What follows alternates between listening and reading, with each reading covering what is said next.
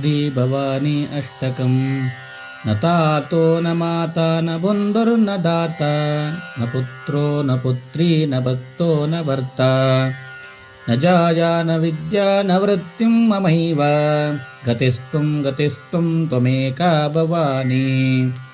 भवाब्दापपारे महादुःखभीरु पपातं प्रवामि प्रलोभिप्रवत्ता कुसंसारप्राशं प्रबद्धं दशाहं गतिस्त्वं त्वमेका भवानी।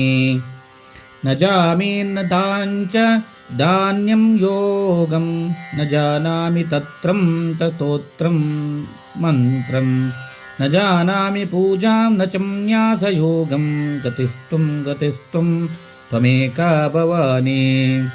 न जानामि पुण्यं न जानामि तीर्थं न जानामि मुक्तिं लयं वा कदाचित् न जानामि भक्तिं व्रतं वापि मातः गतिस्त्वं त्वमेका भवानी।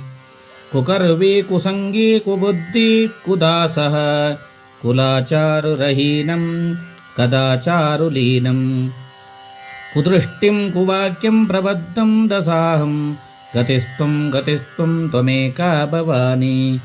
प्रजेशं रमेशं महेशं सुरेशं दिनेशं नितीशेश्वरं स्वात् कदाचित् न जानामि चान्यन्न रसाहं शरेण्यं गतिस्त्वं त्वमेका भवानी। विवादे विषादे प्रमादे प्रवासे जले चानले पर्वते शत्रुमध्ये अरण्ये शरण्ये सदा मां प्रवाहि गतिस्त्वं त्वमेका भवानी। अनाथो दरिद्रो जरारोगयुक्तो महाङ्क्षीणदीनः सदा जाड्यवक्त्रं विपत्तौ प्रविष्टं पनष्टं सदाहः गतिस्त्वं त्वमेका भवानी। इति श्री आदादिशङ्कराचार्य विरचित भवानष्टकं सम्पूर्णम्।